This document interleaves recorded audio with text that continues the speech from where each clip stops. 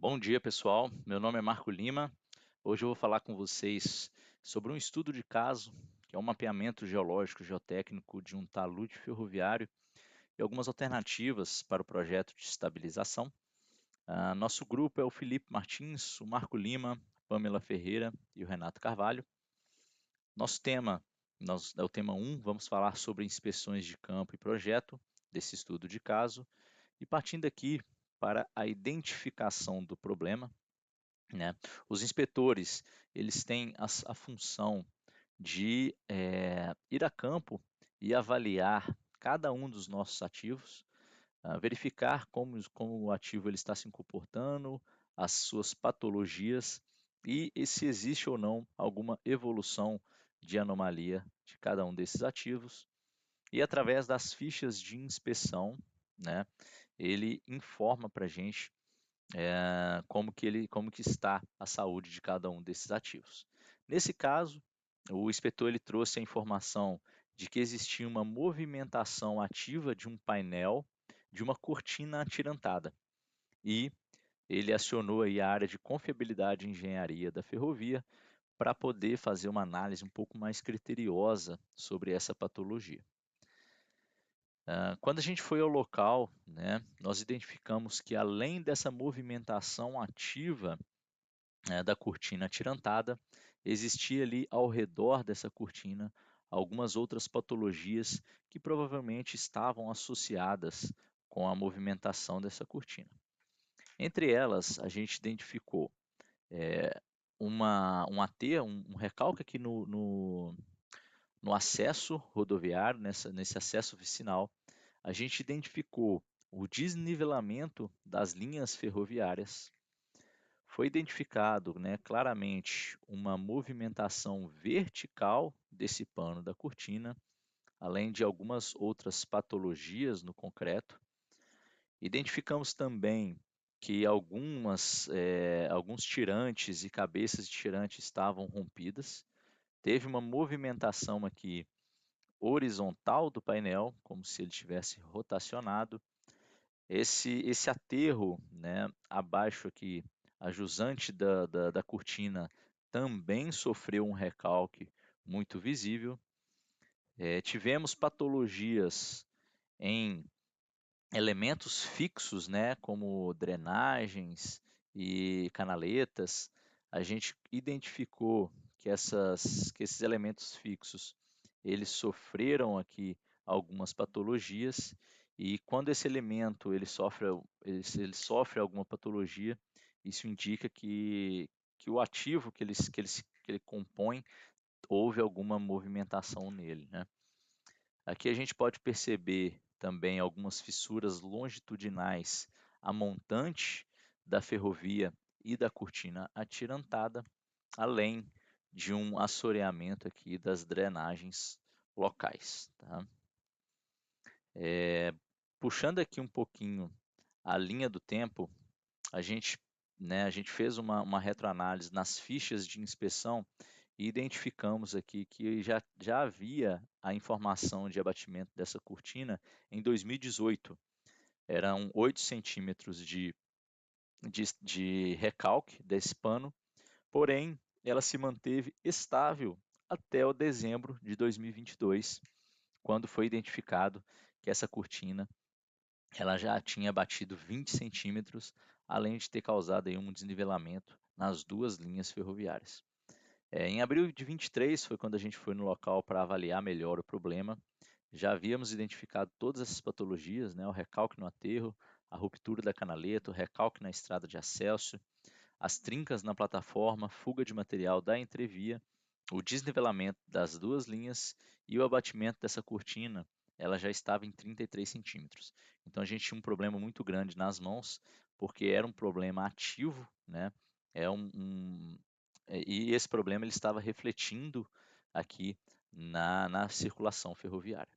Fazendo uma análise um pouco mais amplificada aqui das patologias, ó, a gente percebe que o recalque do aterro, o recalque diferencial das cortinas, as rupturas das drenagens, o recalque do acesso, o desnivelamento da ferrovia, as trincas paralelas e a fuga de material quando a gente faz a união dessas patologias, a gente percebe claramente que eh, está acontecendo aqui uma movimentação global do maciço, né? Então a gente identificou que a patologia na cortina atirantada era só um dos vários problemas que tinha aqui no local, né? Então a cortina ela estava sendo levada por esse maciço e acabou sofrendo esse recalque, né? Então a patologia da cortina ela é mais uma das consequências e não a causa do problema, tá? Buscando um pouquinho aqui os fatos constatados, a gente percebe aqui, né, essa imagem é muito legal que dá para perceber a linha de ruptura desse maciço, né, desse aterro, onde foi exatamente que teve essa movimentação através das patologias que a gente identificou, e a gente percebe que o direcionamento das drenagens do local não é eficiente. Por quê? Nesse ponto, a gente tem aqui uma inflexão muito grande. A gente tem uma curva aqui de quase 180 graus que o fluxo pluvial precisa vencer para conseguir seguir de forma eficiente. E nesse local aqui, essa inflexão causa um acúmulo de material muito grande, né?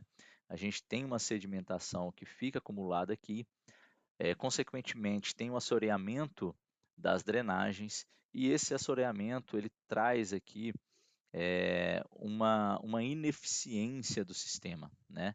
Então toda a água que vinha, que era capturada aqui por esse talveg, né? Toda a água ela vinha aqui e ficava acumulada nesse ponto e consequentemente ia infiltrando aqui no aterro, né? Causando uma saturação e consequente perda de resistência desse aterro. Então a gente verificou também que existiam patologias antigas na cortina, alguns reforços que já foram feitos há décadas atrás, ou seja, traz para a gente a informação que esse problema não é um problema recente, é um problema que já está causado, já está sendo evidenciado há muito tempo.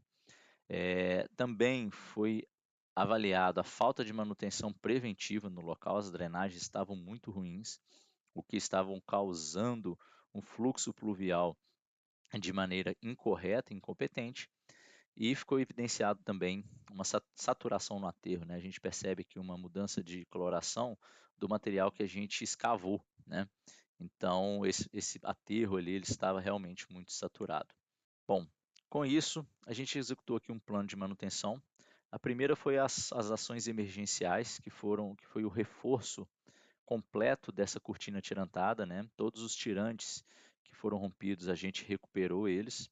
Fizemos DHPs, né, drenos horizontais profundos ao longo de toda a cortina, para ter um alívio de saturação aí desse aterro no tardós dessa cortina, e com isso a gente ganhou aí uma tranquilidade para a operação ferroviária, a gente trabalhou estabilizando a plataforma ferroviária, mas obviamente isso não resolveria o problema, porque mais uma vez a gente percebeu que o problema não é a cortina, né? O problema é o aterro onde a cortina está contida.